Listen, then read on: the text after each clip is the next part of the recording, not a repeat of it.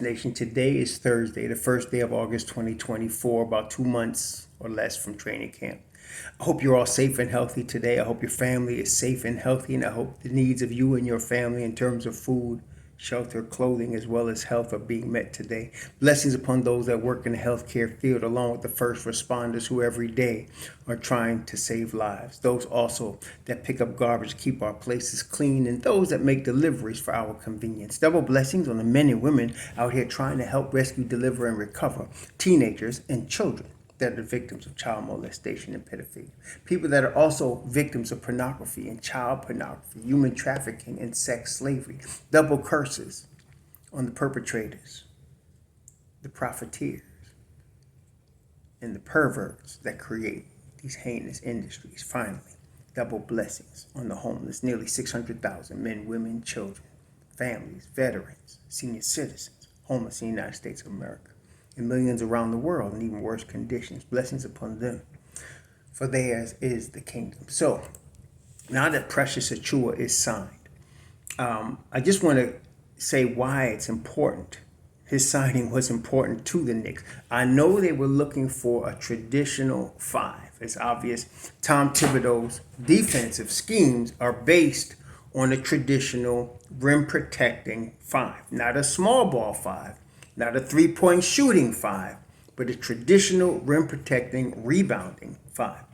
Now, Precious does do rebounding and he does do rim protection, but he's 6'8", so he's not a natural five. He's a natural four.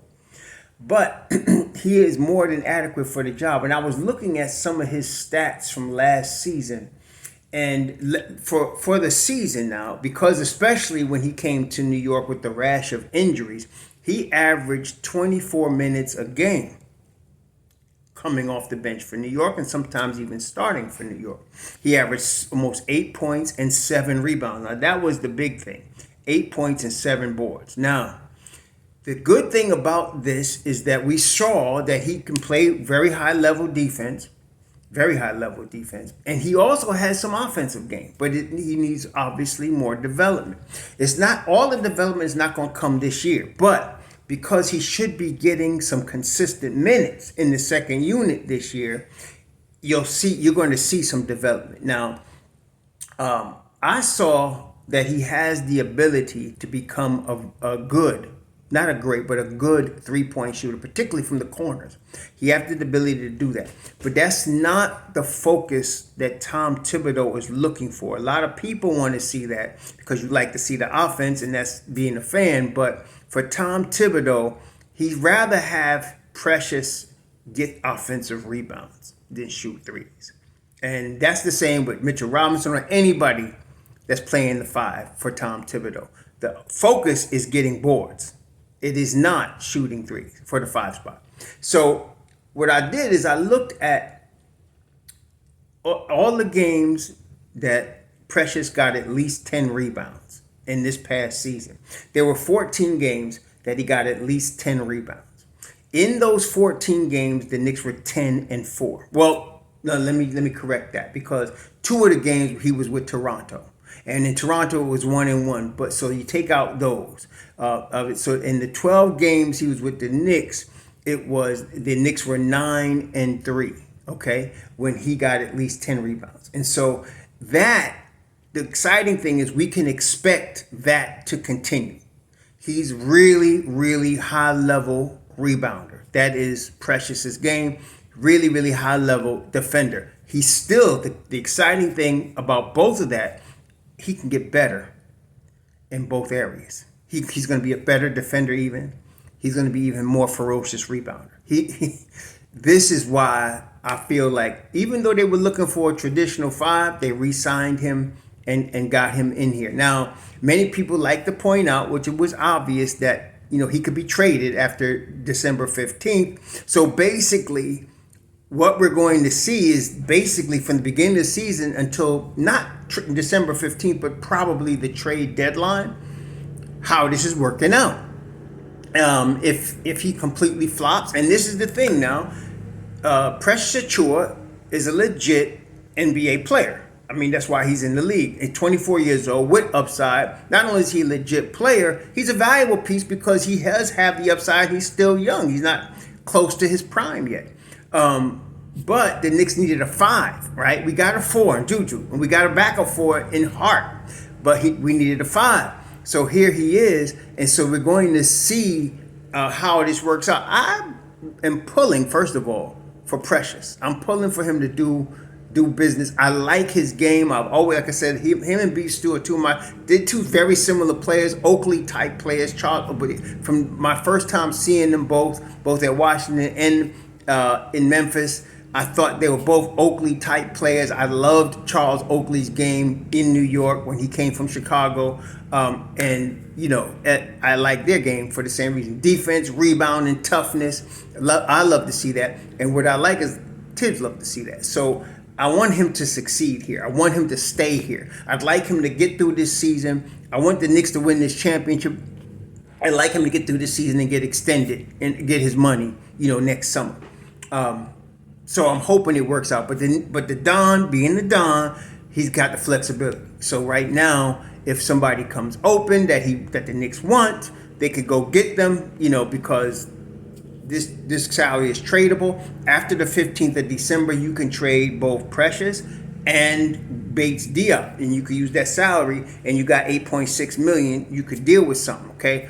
But I hope they don't do that. I'm hoping that they keep Precious and just let's move forward with him, because like I said, he's from Africa, but in part of his life, a very important part of his life, he was raised in the Bronx. He was in New York. And so I'd like to see him stay here. He's a local kid, basically. You always want to see a local guy do well on the Knicks, whether it be, Stephon Marbury, Taj Gibson, whoever. You want Obi Toppin, Jacob Toppin. You want to see a guy from New York that's wearing the Knicks uniform do well here, okay? So I'm pulling for him. Speaking of pulling for him, this channel, most of you know this, right? But there's a couple of y'all. There's always a couple, right? This is a Knicks channel.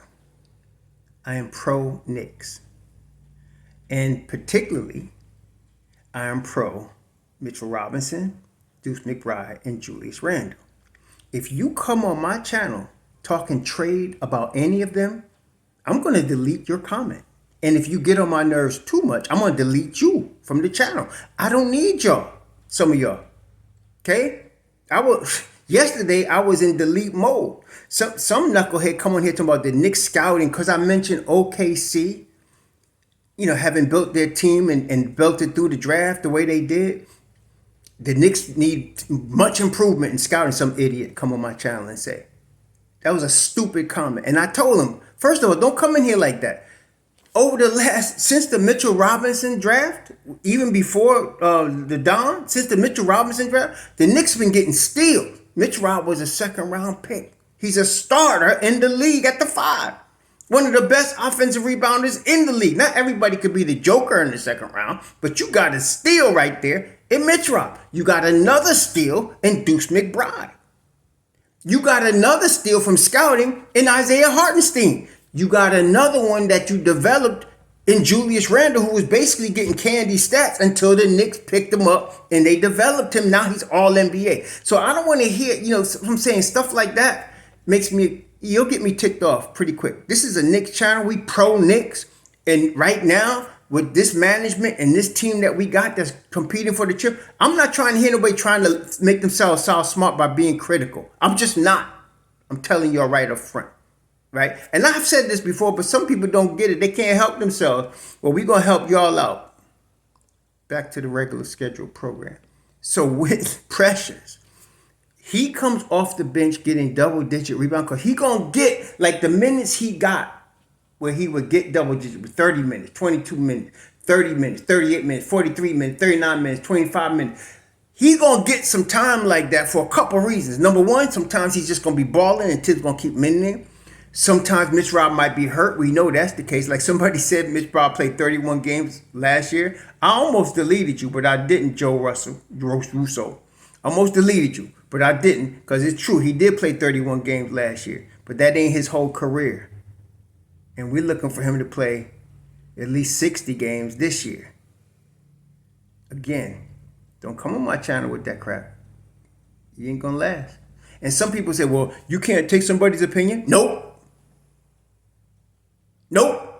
This ain't no damn democracy. I told y'all. Anyway, Precious is gonna get some minutes. So sometime, and I think it's always gonna be coming off the bench. I'm expecting Jericho Sims to start when Mitch Rob is out. And I'm expecting that Precious has this permanent spot in the second unit. Now, the only way this won't work is if Precious shows himself so undersized that the Knicks get out rebounded with the second unit.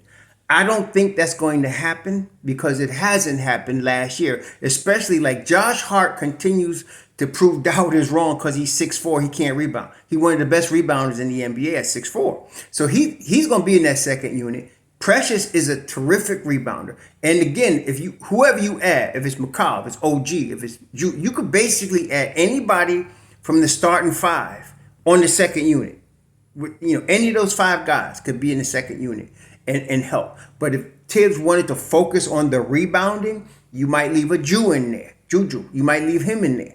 If you just wanted to focus on you might leave McCall or OG in there. But if rebounding is your concern, you leave Juju in there with them. They're gonna be rebounding knuckle. They're gonna be rebounding fools out there. So if Precious gets those type of minutes, which I expect him to get this year, man, like I said, if we were to be able to get a guy like a Clint Capella, we're not now, don't get trippy, but if we had that as the starter, or even Hartenstein, and Mitch Rob was in the second unit, they would have been held to pay because of that second unit be hella fire. But I'm not so sure they still ain't gonna be hella fire because Precious is in a year where he's trying to get his money. He's going to be 25 when the year starts, not in his prime, but young. He's going to be ready to roll, y'all. Now, I'm hoping, like I said, he's got upside. So his defense and his rebounding are going to be better. If his shot is better, cool. That's okay.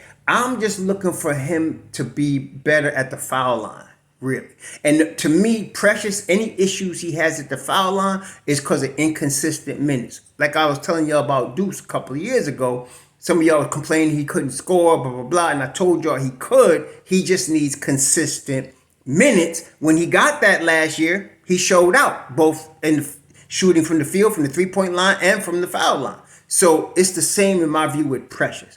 If Precious knows he's going to come into the game knowing Mitch Rob is getting, let's say 25 minutes and he's getting 23 minutes, he's going to be good. And by the time you get them 30 games under his belt and he knows that's his role, he's going to be consistent from the foul line. That's the only issue. If he can't hit threes, more than 33%, I ain't worried about that this year because Tibbs is not focused on that. The focus for him is getting them boards, especially offensive rebounds. So, that is the focus, and that's why I'm so excited about Precious. He's going to come in with a chip on his shoulder because he needs to get this money. He's in New York, where he's from. Believe me, he's going to come in shape. He knows what Tibbs expects. He's already a Tibbs type of player. And so it's going to be on this year, man. I'm really, really excited. And him and OG, both of them getting a full season in New York. Some of y'all, like my man Shifty Lee is talking about what you talking about, Shifty Lee, 65 wins? No, let's not get carried away, y'all. But if they can get at least 55 toward north, maybe 57, that's going to make them top 3 in the East. Okay, the East generally, for whatever reason, goes back all the way back to the Magic Johnson days. The East doesn't win as many games in a season as the West. The West has more wins. The East is more physical, grinded out. So like a 50-win season last year for the Knicks was second in the East. That's not unusual.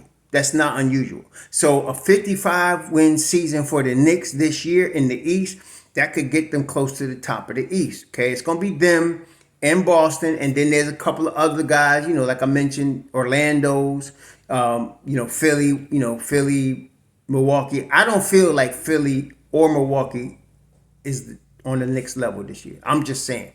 I don't feel like they are. Milwaukee's too dependent on Giannis at this stage of his career and Dame Dollar, who's on the other side of his prime. Too dependent on them. Not enough defense there. And then older players like Brook Lopez. I don't like. I wouldn't want to be in their position, even with Giannis.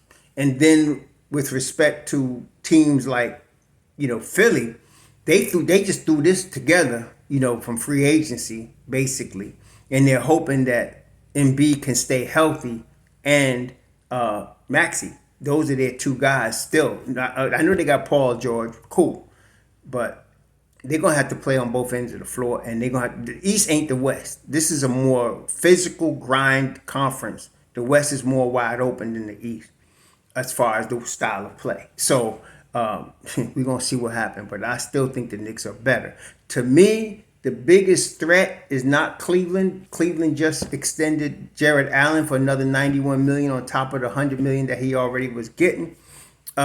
And Cleveland is good, but I think we should be able to agree over the last two seasons since they got Donovan Mitchell, the Knicks have had their number. Okay, the Knicks have had Cleveland's number. I don't expect that to change. I think we just better than them, period. No, the biggest threat to the Knicks this year, aside from Boston, in my view, is the Orlando Magic. That damn Paolo Banchero is that dude. Franz Wagner is that dude. And they young. They're not even in the vicinity of their prime yet. And they already balling. So, and I thought Suggs was going to be good when I saw him at Gonzaga. Actually, I saw him his senior year in high school. And then in Gonzaga, I thought he was going to be good. Then he disappointed me his rookie year. I was thinking, oh man, maybe I was wrong about him. Nah, he's good. And so them three, and then they got another, with Cole Anthony and them around them, Jonathan Isaac, Wendell Carter. They got enough Mo Wagner around them, and they're all on rookie deals. Yeah, man, these guys are going to be good. They were better. They were ahead of schedule, and I'm expecting them to be even better this year. So Orlando's going to be a threat in the East. But the Knicks and Boston, to me, are going to be, it's going to be a dogfight all the way through. It's going to be a dogfight. So if the Knicks can get these 55 wins, shoot, man, we'll be up there where we're supposed to be, okay? Getting that first round home court advantage, right? But I'm expecting the key thing here is Precious Achiuwa on that second unit. You know what you're going to get from Deuce. You know what you're going to get from Devo. You know what you're going to get from Hart. To get double-digit rebounds from Precious Achiuwa and high-level defense on anybody he's guarding, we're going to be in good shape, y'all. Y'all enjoy your Thursday. It's less than 2 months until training camp. We're all excited. Shalom.